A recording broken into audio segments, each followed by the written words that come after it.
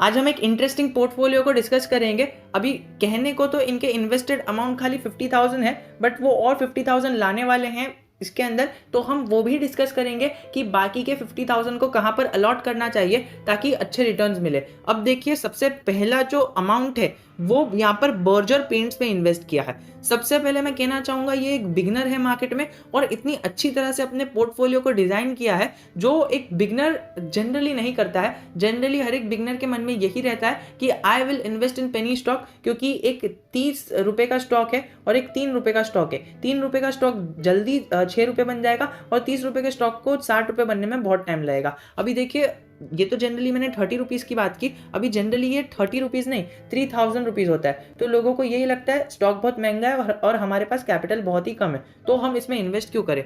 इस बात को एकदम अच्छी तरह से इन्होंने प्रूफ किया है, और वो प्रूफ किस तरह से किया है वो मैं आपको बताता हूँ। देखिए, सबसे पहले बर्जर पेंट्स लिया है इन्होंने, और बर्जर पेंट्स लेने की भी जो क्वांटिटी है वो आप देख सकते हो, केवल 5 क्वांटिटी ली है और 5 क्वांटिटी 5000 का निवेश है इनका।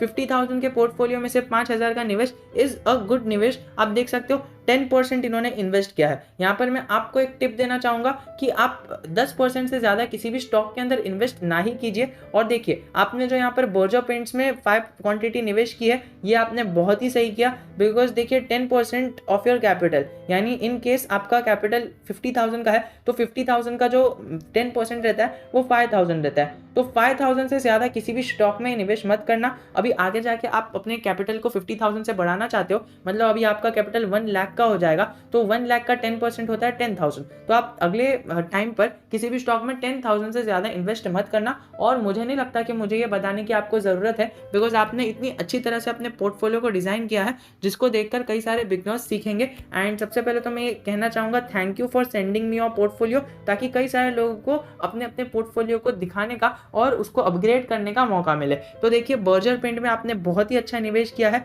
आपको एक चीज़ कहना चाहूँगा कि बर्जर पेंट्स अपने सेक्टर का लीडर, एक आप कह सकते हो सेक्टर का लीडर एशियन पेंट्स है, उसके बाद आता है बर्जर पेंट्स। तो Berger paints is a second leader of the sector, तो आप इसको ध्यान में रख सकते हो। अब देखिए, मैं एक चीज़ कहना चाहूँगा, अगर आप 4th नंबर पे देखोगे इनके सेक्टर में तो इंडिगो पेंट्स आता है। इंडिगो पेंट्स हाल ही में लिस्ट हुई कंपनी है, बहुत ही अच्छा रिटर्न्स दे रही है और इनका मार्केट कैप भी इंडिगो पेंट्स का कम है। तो अगर आपको थोड़ा सा ज़्यादा रिस्क लेते हुए, अगर आपको ज़्यादा रिटर्न्स चाहिए, थोड़ा सा ज़्यादा रिस्क है, बिकॉज देखिए बर्जर पेंट्स का मार्केट कैपिटलाइजेशन बहुत ज़्यादा है, लेकिन इंडिगो पेंट्स में कैसा है, उसका मार्केट कैपिटलाइजेशन बहुत कम है, लेकिन इंडिगो पेंट्स ने कई सारी चीज़ें इन्वेंट की है और पेंट इंडस्ट्री में कई सारी चीज़ें इंडिगो पेंट्स ने ही पहली लाई है। मतलब ये एक सेइंग है, कहावत है कि ईदर बी दी फर्स्ट और ईदर बी दी बेस्ट। तो इंडिगो पेंट्स ने ऐसी कई सारी चीज़ें हैं जो मतलब जो चीज़ें सबसे पहले इंडिगो पेंट्स ने ही की है, फिर बाद में दूसरी पेंट्स ने कॉपी की है। तो आप देख सकते हो इंडिगो पेंट्स को उसने पहला किया, तो इसीलिए कई सारा market cap of that thing is captured by Indigo paints. तो आप उसके साथ भी जा सकते हो। अभी मैंने बहुत सारी इंडिगो पेंट्स की एक बात कर दी, लेकिन बर्जर पेंट्स जितना बड़ा मार्केट कैप है उसको डबल होने में फॉर एग्जांपल 5 साल लगेंगे, तो वहीं पर इंडिगो पेंट्स को डबल होने में 2.5 साल लगेंगे। तो आप इसको अपने पोर्टफोलियो में, अपने दिमाग में डाल सकते हो। आपको अगर थोड़ा सा एनालिसिस करना है, आप जाके पूरा fundamental analysis of Indigo paints कर सकते हो, क्योंकि मुझे फ्यूचर मल्टीबैगर स्टॉक लग रहा है, तो आप उसके अंदर अपनी नजरें बना के रख सकते हो, वॉच लिस्ट पर रख सकते हो, एनालिसिस कर सकते हो, फिर बाद में उसके अंदर इन्वेस्टमेंट करने का सोच सकते हो। तो मैं यही कहना चाहूँगा कि जिस तरह से बर्जर पेंट्स में आपकी 5 क्वांटिटी है, अभी आप आगे जाके और कैपिटल लाने वाले हो, जैसा कि आपने बताया, और 50,000 का कैपिटल लाने वाले हैं, तो 5,000 अपने इंडिगो पेंट्स में भी आप डाल सकते हो आफ्टर अ गुड एनालिसिस। और अगर आपको थोड़ा सा ज़्यादा रिस्क चाहिए तब आप कर सकते हो, वरना मैंने देखा है, आपने ऑटो सेक्टर में किसी में भी इन्वेस्ट नहीं किया है, तो आप वो कैपिटल ऑटो सेक्टर में डाल सकते हो, या फिर आपको अगर पेंट सेक्टर ज़्यादा पसंद नहीं है तो इंडिगो पेंट्स को आप निगलेक्ट कर सकते हो। थोड़ा सा आगे बढ़ते हैं। अब थोड़ा सा आगे बढ़ते हैं, Cipla. Cipla is yet another a good company, pharma sector से रिलेटेड कंपनी है। सिप्ला ने भी बहुत ही अच्छे रिटर्न्स अपने स्टॉक इन्वेस्टर्स को बना के दिए हैं, लेकिन एक फार्मा सेक्टर की कंपनी है। अभी देखिए, फार्मा सेक्टर में है ना, एक मतलब कहा गया है, रिपोर्ट्स आई है कि 2030 तक अभी ऐसी कोई मतलब आप सीक्रेट कोई रिपोर्ट नहीं है, मतलब पब्लिकली बहुत सारी रिपोर्ट्स आई है और एक्सपर्ट्स कह रहे हैं कि 2030 तक फार्मा सेक्टर बहुत ग्रो हो सकता है। फार्मा सेक्टर मतलब आपको पता ही है, मेडिसिन बनाने वाला और ये सारे सेक्टर्स, तो उसके अंदर सिप्ला भी काम करता है। सिप्ला की भी हमें कई सारी वैक्सीन लिस्ट होते हुए देखने मिली, मार्केट में आते हुए देखने मिली। अब मैं डिटेल में नहीं जाऊँगा बिकॉज देखिए वीडियो बड़ा नहीं करना है। तो सिप्ला को आप रडार पे रख सकते हो, लेकिन आप इसके अंदर हैवी इन्वेस्टमेंट मत करना because the future is electric vehicle, 5G and auto sector. And अगर आप और कहो तो आप एक कह सकते हो HUL कह सकते हो, या फिर आप पर्सनल केयर प्रोडक्ट्स, या फिर आप FMCG कह सकते हो, वो दे आर एवर ग्रोइंग। तो सिप्ला जितना ज़्यादा ग्रो होगा उससे कहीं ज़्यादा ग्रो इलेक्ट्रिक व्हीकल के स्टॉक्स होने वाले हैं, पावर सेक्टर के स्टॉक्स होने वाले हैं, तो आप उन पर अपनी नज़रें बना के रख सकते हो। थोड़ा सा और आगे बढ़े तो गुडईयर। अब देखिए सिप्ला में आपने एक ही क्वांटिटी निवेश की है, अकॉर्डिंग टू मी आप एक ही क्वांटिटी निवेश करके रखना, आप ज़्यादा इसके अंदर इन्वेस्ट करने की सोचना मत, बिकॉज देखिए वैसे भी स्टॉक 1000 रुपये का है, तो आपको ज़्यादा ही अभी नुकसान ही हो रहा है फिलहाल, तो आप इसको कंसिडर कर सकते हो। सेल आउट नहीं करोगे तो भी चलेगा, एक स्टॉक एटलीस्ट रहने देना। और अगर थोड़ा सा और आगे बात करें गुडईयर की, तो गुडईयर आपको पता है टायर सेक्टर की कंपनी है, लेकिन वो थोड़ा सा नीचे आती है, मतलब आप देखोगे तो फिर if I am not wrong 5वें या फिर 6वें नंबर पे आती है according to the peers and जो सेक्टर लीडर है। अभी देखिए MRF को बीट करके बालकृष्ण इंडस्ट्रीज अपना सेक्टर का लीडर बन चुका है, तो आप बालकृष्ण इंडस्ट्रीज को प्रेफर कर सकते हो या फिर MRF को प्रेफर कर सकते हो। अभी MRF का शेयर तो बहुत ही महंगा है, लेकिन आप बालकृष्ण इंडस्ट्रीज को प्रेफर कर सकते हो। अगर आपको एकदम मतलब भूल जाना है, आपको ज़्यादा रिस्क नहीं लेना है, तो बालकृष्ण इंडस्ट्रीज को प्रेफर कर सकते हो। बट अकॉर्डिंग टू मी जिस तरह से मैंने देखा, गुडईयर नीचे है एंड मोस्ट प्रोबेबली आपको पता ही होगा कि गुडईयर का मार्केट कैप थोड़ा सा कम है और उसके ऊपर कई सारे बड़े बड़े सेक्टर लीडर है। तो अगर आपको कम रिस्क चाहिए और कम रिवॉर्ड चाहिए, less risk and less reward, तो आप अपोलो और सीएट के साथ जा सकते हो, अपोलो इंडस्ट्रीज और सीएट के साथ जा सकते हो, CEAT। और लेकिन आपको अगर थोड़ा सा मतलब देखिए गुडईयर एक अच्छी कंपनी है, 75% प्रमोटर के पास होल्डिंग है, जो हमें इसको वैल्यू बाय बनाता है। थोड़ा सा हाई रिस्क और हाई रिवॉर्ड कंपनी है। अभी देखिए high risk in the sense आपको 20% का लॉस हो रहा है, 20% का लॉस बहुत बड़ा अमाउंट होता है। 2500 आपने इन्वेस्ट किया है, उसमें से 500 रुपये का लॉस हो रहा है, जो एक बहुत ही बड़ी बात होती है। तो अगर आपको इतना high risk high volatile company चाहिए, मतलब बहुत ज़्यादा वॉलेटाइल कंपनी है, आपने देखा होगा बहुत ज़्यादा तेज़ी से ऊपर जाएगी और बहुत ज़्यादा तेज़ी से नीचे आएगी, तो अगर ऐसी कंपनी में इन्वेस्ट करना है तो Goodyear is best for you. But अगर आपको इतना ज़्यादा वॉलेटाइल स्टॉक नहीं चाहिए तो आप सीएट या फिर अपोलो के साथ जा सकते हो। अभी जिस तरह से आपने गुडईयर में इन्वेस्ट किया, अभी गुडईयर ज़्यादा वॉलेटाइल स्टॉक है, तो उसी तरह से अगर आपको वॉलेटाइल स्टॉक्स पसंद है, सो आई विल प्रेफर यू कि आप बर्जर पेंट्स को सेल आउट करके इंडिगो पेंट्स ले सकते हो आफ्टर ए डिटेल्ड एनालिसिस। अगर आपको एनालिसिस वीडियो चाहिए तो वो भी मुझे कमेंट सेक्शन में बता देना, उसका भी मैं बनाने के लिए बहुत बहुत ट्राई करूंगा। थोड़ा सा और नीचे जाए, HDFC लाइफ की बात करें, अभी देखिए लाइफ इंश्योरेंस सेक्टर में जो सबसे अच्छा स्टॉक मार्केट में लिस्ट लगता है वो है HDFC, क्योंकि देखिए सबसे अच्छा स्टॉक, जो स्टॉक नहीं कह सकते, कंपनी जो है ना फिलहाल के डेट में, वो है LIC लाइफ इंश्योरेंस कंपनी। तो उसके ऊपर हमें ध्यान रखना है। लेकिन लाइफ इंश्योरेंस कंपनी जब तक हमारे स्टॉक मार्केट में नहीं है, प्राइवेट सेक्टर का जो अच्छा प्लेयर है वो तो हमें HDFC लाइफ ही देखने मिल रहा है, और आपने उसके अंदर 2 क्वांटिटी ली है। मैं ज़रूर कहना चाहूँगा कि आप इसको मोर देन 5 ईयर्स अपने पोर्टफोलियो में रखो, आपको रिटर्न्स बनते हुए देखने मिलेंगे। अभी फिलहाल आपको 3% का रिटर्न मिल रहा है, which is a good return for any other person जो है रिटर्न कमा रहा है, तो वो एक बहुत ही अच्छा आप रिटर्न कह सकते हो। HDFC लाइफ एक बहुत अच्छा रिटर्न दे रहा है आपको। अगर आपको और अच्छा रिटर्न चाहिए तो आप इसके अंदर और क्वांटिटी निवेश कर सकते हो। अभी फिलहाल तो आपने 1400 की करके रखी है, तो अभी आप वेट कर सकते हो। अगर ये आपको थोड़ी सी गिरावट में मिलता है तो हर गिरावट में HDFC लाइफ को आप पिक कर सकते हो, लेकिन ज़्यादा क्वांटिटी पिक मत करना। फॉर एग्जाम्पल अगर ये 10% गिर गया, जो हालांकि नहीं होगा, आप अपनी वॉच लिस्ट में रखोगे, 10% गिर गया तो आप एक क्वांटिटी बाय करके चल सकते हो। 2 क्वांटिटी बाय करना is a very wise decision. थोड़ा सा और आगे बढ़े तो HUL, अभी HUL के बारे में आपको पता है, Hindustan Unilever company house hold and personal products बनाती है। 60 प्लस वेल रेप्यूटेड ब्रांड्स है, टू बी स्पेसिफिक 62 या फिर 63 ब्रांड्स है वेल एस्टैब्लिश्ड। आपने देखा होगा आपका क्लिनिक प्लस, आपने देखा होगा आपका डव शैम्पू, ये वो सारी चीज़ें HUL बहुत सारी चीज़ें बनाता है। आप HUL पे ध्यान रख सकते हो, बहुत ही अच्छा ग्रोइंग स्टॉक है। आपको इमर्जिंग स्टॉक्स के अंदर HUL का नाम आता है। 3 क्वांटिटी ली है आपने और जैसा कि आपने एक अच्छा खासा रिटर्न भी बना लिया है, 14% का रिटर्न बनाया है आपने इसके अंदर, और आपने इसके अंदर थोड़ा-सा एक ज़्यादा रिस्क ले लिया। आपने 7300 का इन्वेस्टमेंट किया है, बट देखिए जैसा कि हमने देखा कि 10% से ज़्यादा किसी भी स्टॉक में इन्वेस्ट नहीं करना है। वैसे आपने 7000 का किया है, which is a good thing कि आपने, ठीक है, HUL ऐसा नहीं है कि डूबने नहीं वाला है, बट स्टिल HUL में आपने ठीक ही निवेश किया है। अगर आपको आगे थोड़ा-सा चांस मिलता है तो आप HUL में कम निवेश कर सकते हो, बिकॉज़ आप जैसा कि आगे ला रहे हो, अपने 50,000 और ला रहे हो, 1 लाख कर रहे हो, तो आप HUL में थोड़ा-सा कम फोकस रख सकते हो, बिकॉज़ आपने ऑलरेडी 7300 किया है। आपको क्वांटिटी नहीं देखनी है, आपको इन्वेस्टमेंट अमाउंट देखना है, और इन्वेस्टमेंट अमाउंट आप देख सकते हो 7337 का इन्वेस्टमेंट अमाउंट है, विच इज़ मोर। तो आप इसको 10,000 तक बढ़ा कर जा सकते हो अगर आपका 1 लाख का पोर्टफोलियो है तो। अब थोड़ा-सा और नीचे आकर ICICI बैंक की बात करें तो ICICI बैंक, आपको देखा आपने कि ICICI बैंक, HDFC बैंक एक मार्केट का लीडर है, और मार्केट के लीडर के बाद जो प्लेयर आता है वो ICICI बैंक ही आता है। ICICI बैंक में हमें 0 प्रमोटर होल्डिंग देखने मिलती है, लेकिन ICICI bank is always been a volatile stock. देखिए volatile stock in the sense आपको यहाँ पर 2% का लॉस भी हो रहा है। आपने एक हैवी क्वांटिटी बाय करके रखी है। मैं आपको कहना चाहूँगा कि बैंकिंग सेक्टर में इतनी ज़्यादा क्वांटिटी मत बाय करो। अगर आपको इसके अंदर थोड़ा भी बहुत भी प्रॉफिट होता है, 2 से 3% का भी प्रॉफिट होता है ना, तो आप ICICI बैंक को सेल आउट करके निकल सकते हो। और ICICI मतलब पूरा भी नहीं निकल सकते, आपने 10 क्वांटिटी बाय की है तो आप 5 क्वांटिटी निकल सकते हो, या फिर आप 6-7 क्वांटिटी निकाल सकते हो। आप इसके अंदर जो अमाउंट रख सकते हो वो अराउंड 2 से 3 क्वांटिटी ऑफ ICICI बैंक रख सकते हो, और उससे ज़्यादा मत रखना, क्योंकि आपने वैसे ही ओवर निवेश करके रखा है। आपने देखा कि इन्फोसिस में आपने इन्वेस्टमेंट किया है, and Infosys has always been a good stock.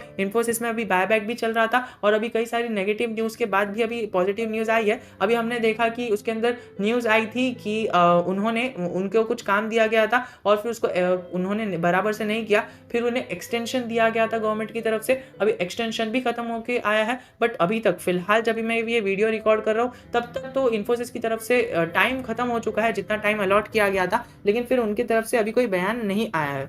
But Infosys एक अच्छा स्टॉक है, तो आप उसको अपने पोर्टफोलियो में ऐड रख सकते हो। जरा भी क्वांटिटी बेचने की गलती मत करना, भले ही आपको यहाँ पर 20% का प्रॉफिट हो रहा हो या फिर 200% का प्रॉफिट हो रहा हो, just put it in your portfolio. आपको जो डिविडेंड और बोनस मिलेगा आप उसी से काम चला लेना, बिकॉज लॉन्ग टर्म में इन्फोसिस और विप्रो और IT जैसी जो कंपनीज है उसके अंदर आपको कंपाउंड इफेक्ट इतना अच्छा देखने मिलता है। तो 10 साल बाद आप इस वीडियो को याद करोगे, 10 साल बाद आपको जो मैसिव रिटर्न मिल रहा होगा ना, अगर आपने इस इन्फोसिस शेयर को 10 साल रख दिया, एंड फिर बाद में 10 साल बाद इसी वीडियो के नीचे आप आके कमेंट करना, बताना किस प्रकार के रिटर्न्स आपको मिल रहे हैं। I will be waiting for your comment, specifically for your comment. थोड़ा सा नीचे जाए, ITC की बात करते हैं। अब देखिए ITC is always been a hotel stock और सिगरेट स्टॉक आप कह सकते हो। उसके अंदर होटल का भी बिजनेस है, उसके अंदर FMCG का भी बिजनेस है, उसके अंदर कई सारे बिजनेसेस है। वो एक पूरे इकोसिस्टम का एक आप कह सकते हो फुल उसका चेन है होटल्स का, और कई सारी चीजें हैं। अब कोविड-19 की वजह से होटल्स के सेक्टर में तो प्रभाव आया ही,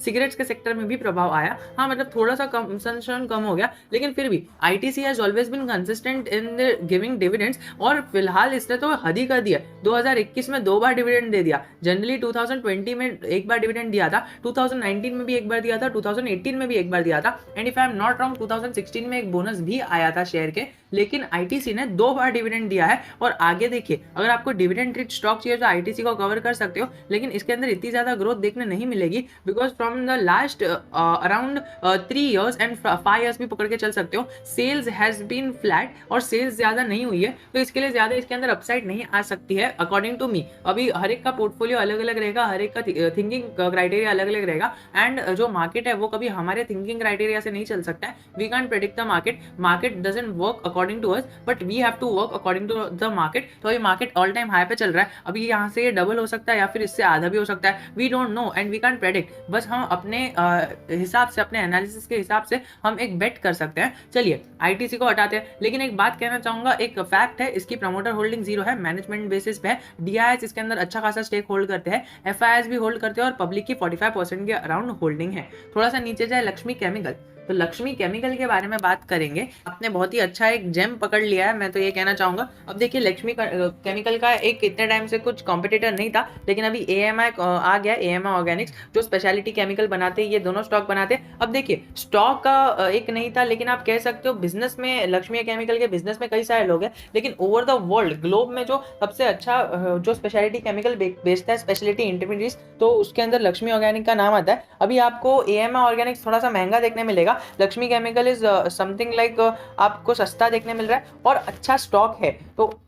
तो आप इसको भी अपने पोर्टफोलियो में ऐड कर सकते हो, बहुत ही अच्छा स्टॉक है। आप इसकी भी एक भी क्वांटिटी बेचने की गलती मत करना। बट अगर आपको ऐसा लगता है कि मुझे लक्ष्मी केमिकल में और लक्ष्मी ऑर्गेनिक में थोड़ा सा और इन्वेस्ट करना है, सो आई विल प्रेफर यू कि आप थोड़ी सी क्वांटिटी एएमआई में भी डाल दो, बिकॉज वी डोंट नो कि दोनों में से कौन सा स्टॉक ऊपर जाता है। बट अगर आपको एकदम स्ट्रॉन्ग बिलीफ है कि लक्ष्मी ऑर्गेनिक ऊपर जाएगा, अच्छा करेगा, तो लक्ष्मी ऑर्गेनिक में इन्वेस्ट करो। आई am not stopping you, but जैसे कि स्टॉक मार्केट में डुओपोली है, एक एएमआई ऑर्गेनिक्स और एक लक्ष्मी ऑर्गेनिक्स, तो फिर लक्ष्मी केमिकल्स। तो फिर देखिए अभी लक्ष्मी केमिकल, अभी क्या पता आगे जाके एएमआई ऑर्गेनिक्स एक रॉकेट बन जाए, वी डोंट नो। और क्या पता लक्ष्मी ऑर्गेनिक ज्यादा परफॉर्म कर दे, हमें नहीं पता। आपको प्राइस पे नहीं जाना है, लक्ष्मी ऑर्गेनिक थोड़ा सा सस्ता देखने मिलेगा, एएमआई ऑर्गेनिक्स वहीं पर ज्यादा महंगा देखने मिलेगा। और अगर आपको एएमआई ऑर्गेनिक्स के बारे में आपने रिसर्च किया और आपको अच्छा लगा, तो अभी फिलहाल इन्वेस्ट मत करना, क्योंकि एएमआई ऑर्गेनिक्स अपने ऑल टाइम हाई पे चल रहा है। अभी लिस्ट हुआ है मार्केट में, अभी नया प्लेयर है मार्केट में, अभी लिस्ट हुआ है। इसके पहले तो लक्ष्मी ऑर्गेनिक ही बेस्ट था, लेकिन फिर भी अभी देखिए लक्ष्मी ऑर्गेनिक थोड़ा सा कंसोलिडेट करना चालू कर रहा है। मतलब आप देखो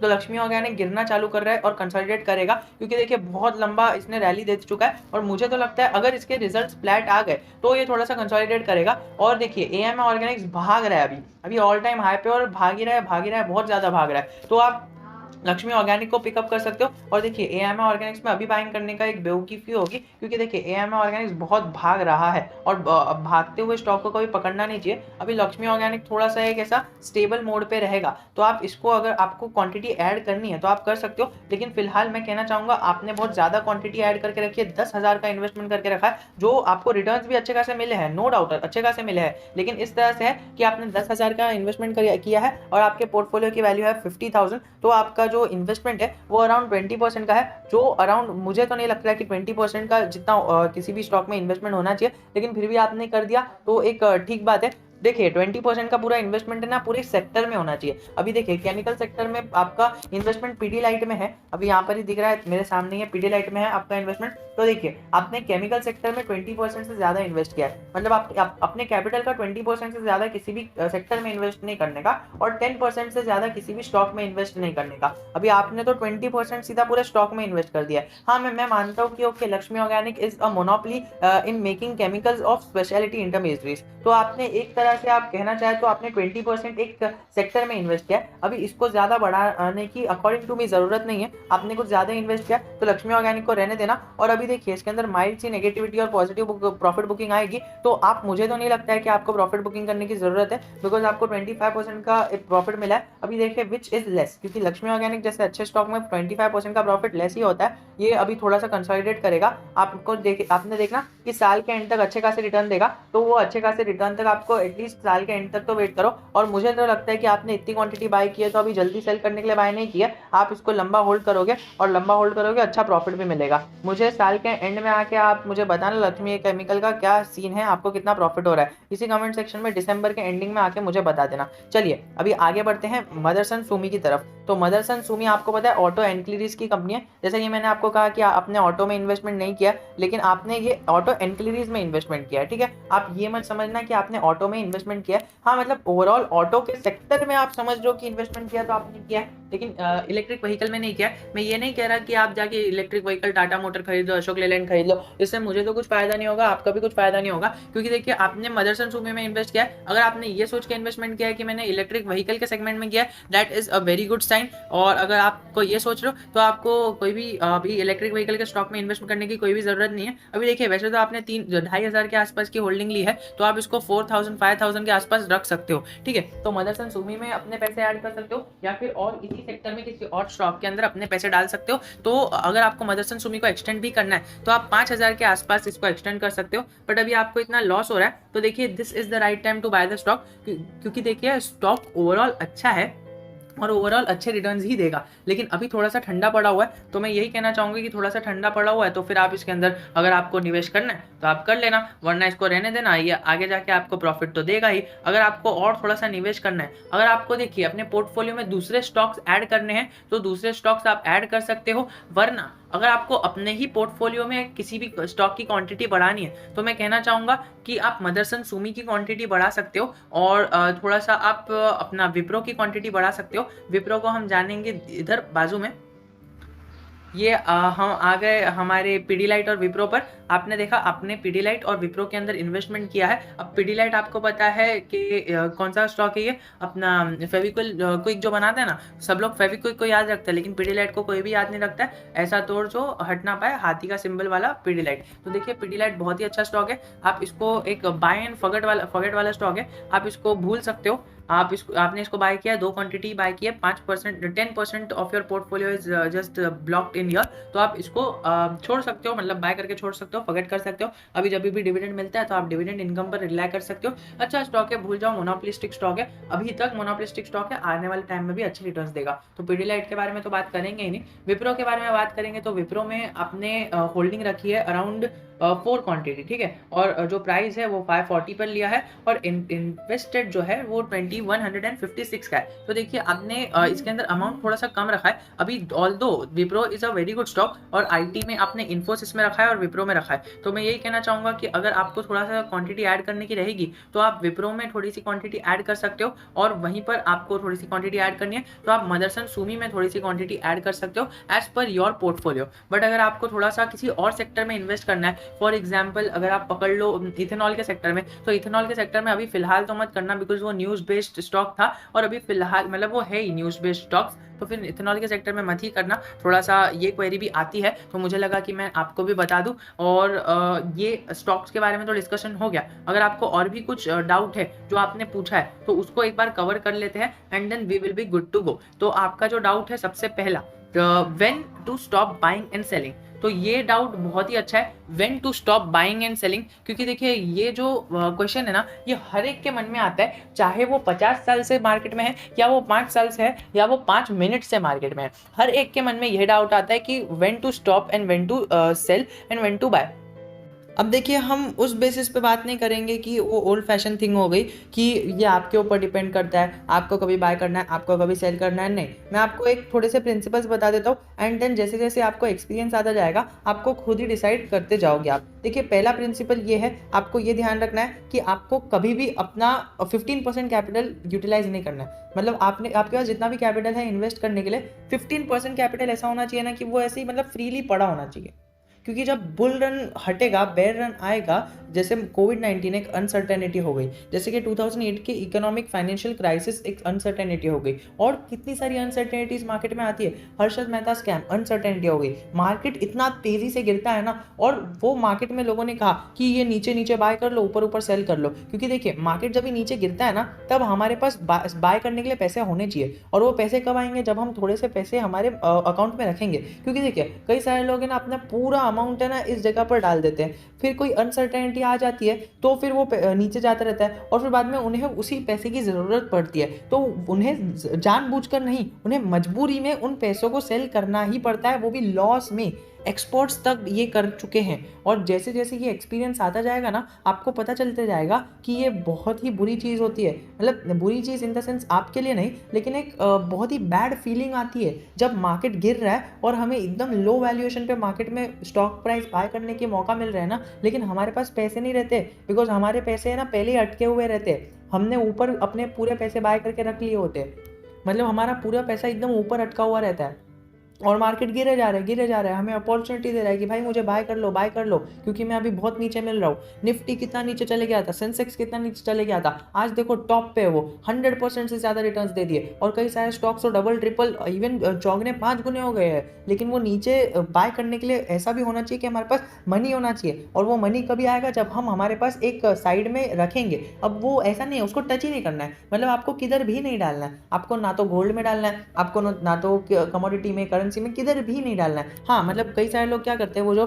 10 to 15% हर एक का अलग अलग रहता है, वो 10 to 15% कैपिटल है ना अपना गोल्ड में डाल देते हैं, ताकि जब देखिए ऐसी कोई अनसर्टेनिटी आती है ना, तो वो अनसर्टेनिटी आती है तब मार्केट क्रैश होता है। अब मार्केट क्रैश होता है तो जो पैसे होते हैं वो गोल्ड की प्राइस बढ़ती है और मार्केट क्रैश होता है, मार्केट में प्राइसेस कम हो जाती है, गोल्ड की प्राइस बढ़ती है। तो वो लोग है ना उस टाइम पर गोल्ड और सिल्वर को सेल कर देते हैं और नीचे नीचे मार्केट की प्राइस पर बाय कर लेते हैं। तो ये एक स्ट्रेटेजी रहती है, बहुत ही अच्छी स्ट्रेटेजी रहती है। अब मुझे लगता है कि मैंने अपने एंड से पूरी अच्छी तरह से समझा दिया है। फॉर एग्जाम्पल कोविड-19 का टाइम है, जिस बंदे ने अपने कैपिटल का 10% to 15% अगर फॉर एग्जाम्पल गोल्ड या फिर सिल्वर में डाला होता, तो मार्केट जब गिर रहा था तब गोल्ड की प्राइस बढ़ रही थी। तो फॉर एग्जाम्पल तो जो बंदे हैं जिसने गोल्ड में इन्वेस्ट किया था, वो लोग गोल्ड को सेल करके नीचे मार्केट में खरीद सकते थे। लेकिन जिस बंदे ने अपना सारा पैसा मार्केट में डाला था, वो ऊपर बाय करके अटक गया एंड मार्केट नीचे गिरते जा रहे, लेकिन उसको अपॉर्चुनिटी नहीं मिल रही है बाय करने की, क्योंकि उसकी ऑलरेडी सारे मनी ऊपर ही मार्केट में अवेलेबल है। और अगर ऐसी कुछ नीड आ जाती है ना मार्केट में, तब आप है ना क्या करते हो, इसको मार्केट को सेल नहीं कर पाओगे। ऐसी जब गिरावट आएगी तब आपको पैसे की ज़रूरत पड़ेगी ना, क्योंकि हर जगह पर फाइनेंशियल क्राइसिस हो रहे हैं, तो उसी वजह से मार्केट गिर रहा है, तो आपको पैसे की ज़रूरत पड़ेगी, आपको मजबूरन नीचे बेचना पड़ेगा। बट वहीं अगर आप गोल्ड और सिल्वर में इन्वेस्ट कर रहे हो 10 to 15%, तो वो क्या होगा ना, एक पोर्टफोलियो हेज का काम कर देगा। तो जब मार्केट गिर रहा है, आप पैसा बना रहे होगे और आपको एक्स्ट्रा पैसा मिल रहा होगा, आप वो एक्स्ट्रा पैसा निकाल के अपनी ज़रूरतें पूरी कर सकते हो। इसका मतलब ये नहीं है कि आपको एक हार्ड एंड फास्ट रूल है कि 10 to 2% आपको इन्वेस्ट करना ही है गोल्ड या फिर सिल्वर में। आपको नहीं करना है, मत करो, आप अपनी एक जगह पर रख दो, अपना पोर्टफोलियो अपने अकाउंट में रख दो, फिर बाद में जब भी ऐसा कुछ हो तो हो जाए।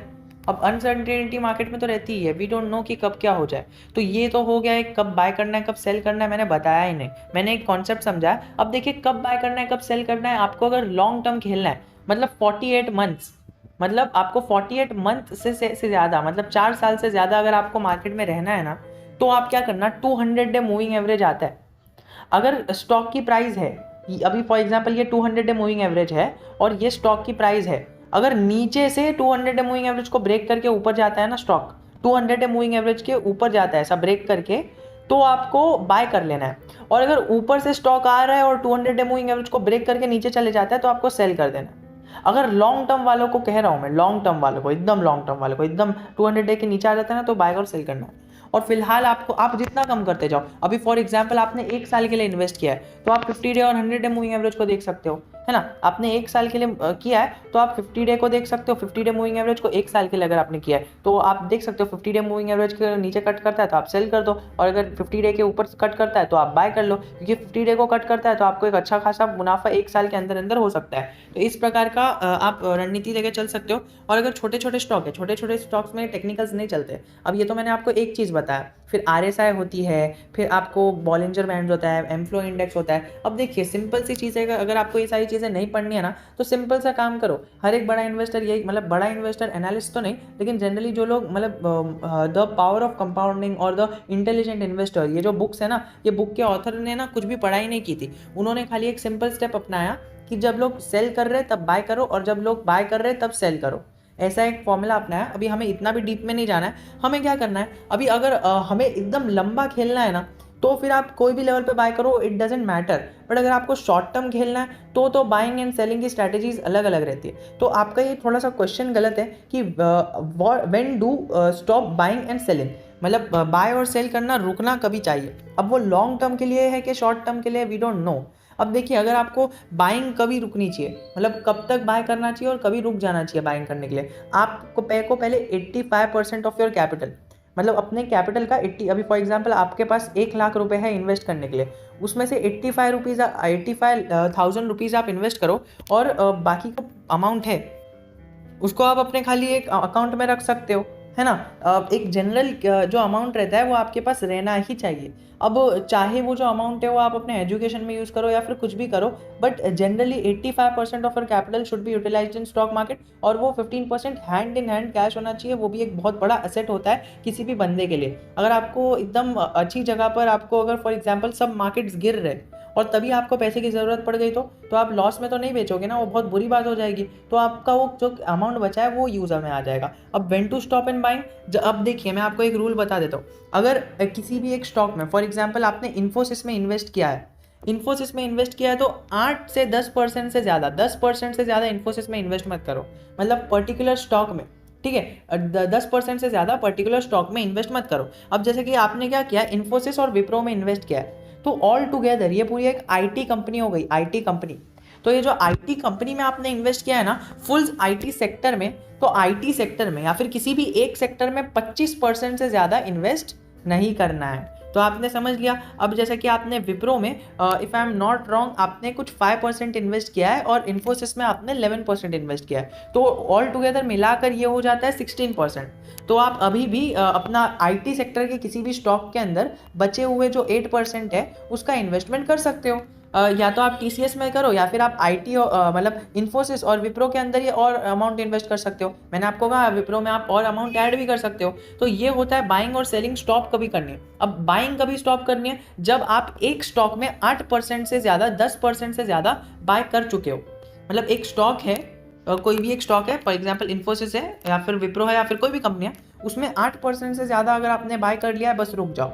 आपने कई सारे स्टॉक्स है उसमें 10% से ज़्यादा बाय किया है, बस 10% से ज़्यादा तो किसी भी स्टॉक के अंदर बाय नहीं करना चाहिए। 10% should be the maximum amount. और सेल कभी करना खत्म करें। अब देखिए अगर आपको लग रहा है कि आगे ये बिजनेस नहीं चलेगा तो सेल करके निकल जाओ। अभी देखिए आपने क्या किया है, अभी फॉर एग्जांपल आपने मदरसन सुमी के अंदर इन्वेस्ट किया है और आपने इन्फोसिस के अंदर इन्वेस्ट किया है। आपको लगता है कि इन्फोसिस ज़्यादा अच्छा परफॉर्म करेगा तो मदरसन सुमी को सेल करके आप इन्फोसिस में ले लो। जस्ट फॉर एग्जाम्पल, मैं ये नहीं कह रहा कि मदरसन सुमी खराब है इन्फोसिस अच्छा है, मैं आपको एक एग्जाम्पल दे रहा हूँ आपके ही पोर्टफोलियो का। अगर आपको लगता है इन्फोसिस अच्छा करेगा तो और मदरसन सुमी खराब करेगा, लेकिन फिर भी लोग कह रहे हैं मदरसन सुमी अच्छा करेगा, तो उसकी लोग क्या कहेंगे ये मत सोचो, आप बस इसको छोड़ दो और इन्फोसिस में इन्वेस्ट कर लो। फॉर एग्जाम्पल मैंने कहा है, मैं कोई रिकमेंडेशन नहीं दे रहा हूँ। अब देखिए मैंने एक क्वेश्चन में 10 मिनट बर्बाद कर दिया, थोड़ा सा और आगे बढ़ते हैं। When to put stop loss and profit booking. अब देखिए अगर आपने लंबे समय के लिए इन्वेस्ट किया है ना तो स्टॉप लॉस रखने की कोई ज़रूरत नहीं है, बट अगर आपने शॉर्ट टर्म के लिए इन्वेस्ट किया है तो आप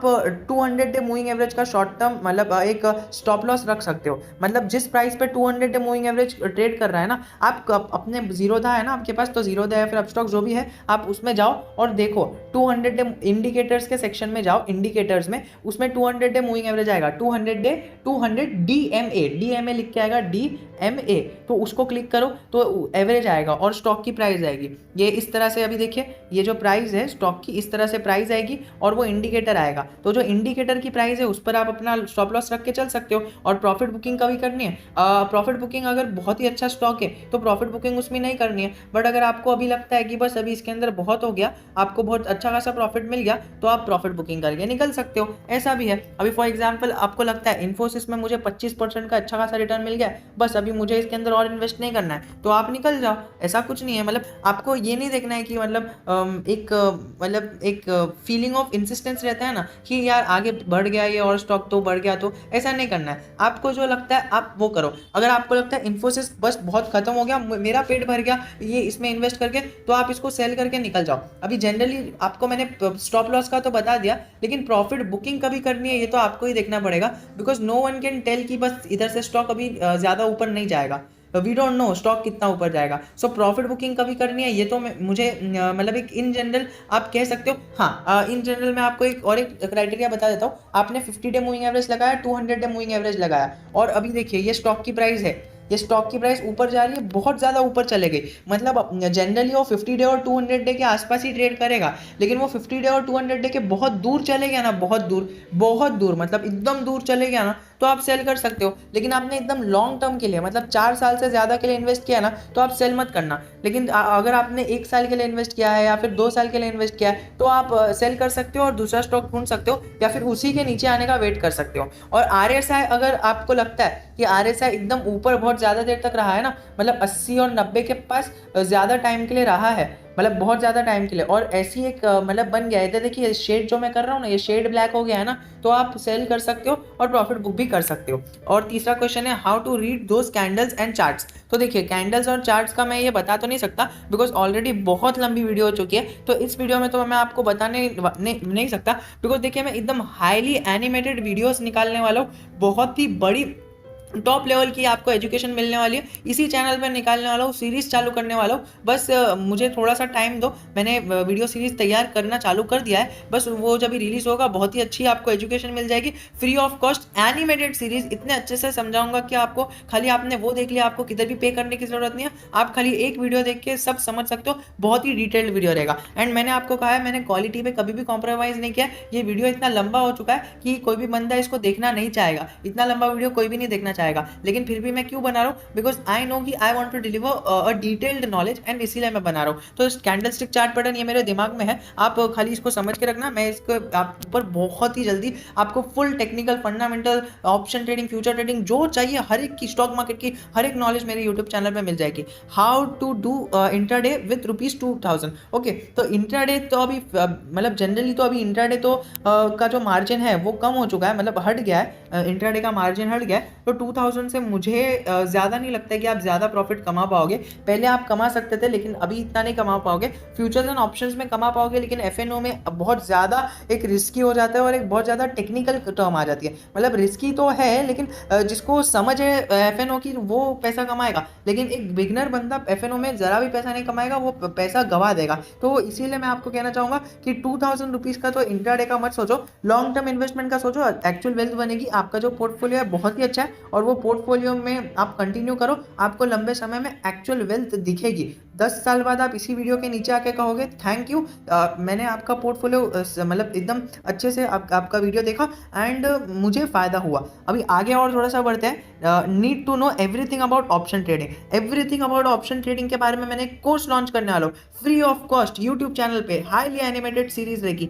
बोल रहा हूँ, आप खाली वो वीडियो देखेंगे, आपको सारी चीज़ें समझ में आ जाएगी। मैं बता रहा हूँ, खाली एक वीडियो मतलब रहेगा, आपको वो उसके बाद आपको कुछ भी देखने की ज़रूरत नहीं पड़ेगी। बस मुझे थोड़ा सा टाइम चाहिए, वो मिल ही जाएगा चैनल पे, जल्दी ही मिलने वाला है। How many stock should be have in 1 lakh portfolio. तो देखिए, आपका 1 लाख का पोर्टफोलियो हो या 1 करोड़ का पोर्टफोलियो हो, आपको 18 से 20 स्टॉक्स रखने हैं।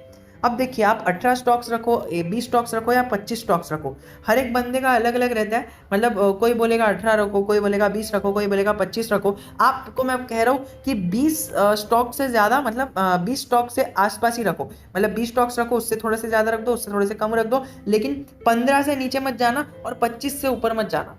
मतलब minimum is 15 and maximum is 25। तो 15 से नीचे मत जाना, 25 से ज़्यादा मत जाना, 20 के आसपास। अगर एग्जैक्टली 20 रखोगे सो वेल एंड गुड है, लेकिन आपको थोड़ा और कोई स्टॉक पसंद आ गया तो थोड़ा और इन्वेस्टमेंट कर सकते हो। लेकिन आपको 20 नहीं रखने का है तो आप 15 रख सकते हो, लेकिन 15 से ज़्यादा रखना और 20 से कम रखना, 25 से कम रखना। अगर आपको ये क्यों रखना है, कैसे रखना है, वो अगर आपको जानना है तो आप मुझे बता देना, मैं वीडियो बना के पोस्ट कर दूंगा। बिकॉज अभी तो मुझे नहीं लगता है फिलहाल के वीडियो बन, मतलब इस वीडियो में तो मैं आपको बता पाऊंगा, क्योंकि देखिए मैंने आपको एक हार्ड एंड फास्ट रूल बता दिया है। हार्ड एंड फास्ट रूल ही है, आप समझ के चलो।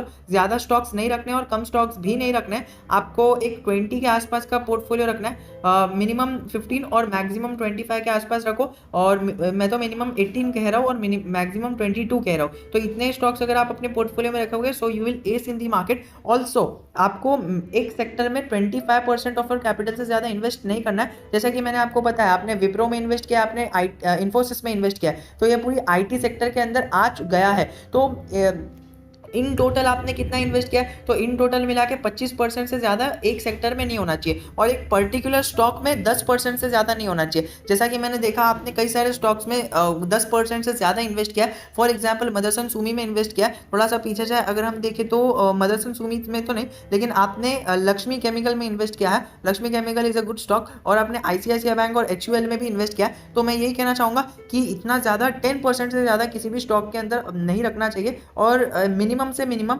आपको 5 to 10%, मिनिमम 5% तो आप अपने कैपिटल का सेव रखो ही, एक कैश के फॉर्म में या फिर किसी भी फॉर्म में, एक लिक्विड फॉर्म में होना चाहिए, ताकि आप वो कभी भी इजीली एक्सेसिबल कर पाओ। यानी अगर आपको आज पैसे की ज़रूरत है तो आज शाम तक या फिर आज ही के दिन मुझे वो पैसे एक्सेसिबल हो जाए। सो मैंने अपनी एंड से सारी कोशिश की हर एक चीज़ को डिटरमाइन करने की। तो वीडियो के एंड पार्ट में मैं कहना चाहूँगा कि what we learned out of this portfolio. आपने पोर्टफोलियो बहुत अच्छा बनाया, आपने थोड़ी सी गलती कर दी है कि आपने है ना किसी मतलब 10% से ज़्यादा, 10% ऑफ योर कैपिटल से ज़्यादा, मतलब 50,000 का आपका जो कैपिटल है, 50,000 का 10% होता है 5,000। तो आपने कई कई स्टॉक्स में ना 10,000 रुपये भी लगा के रखे, तो 10,000 रुपये लगाने नहीं है, आपका 50,000 का कैपिटल है, तो उसका जो एक आता है मैक्सिमम ऑफ मतलब एक जगह पर एक स्टॉक में, तो 10%, यानी 10% हो गया आपका 5,000। तो 5,000 से ज़्यादा किसी भी स्टॉक में लगाना खराब माना जाता है और गलत, मतलब एक कह सकते हो इन्वेस्टिंग की दुनिया में थोड़े रूल्स है जो फॉलो करोगे तो आपको लॉस नहीं होगा,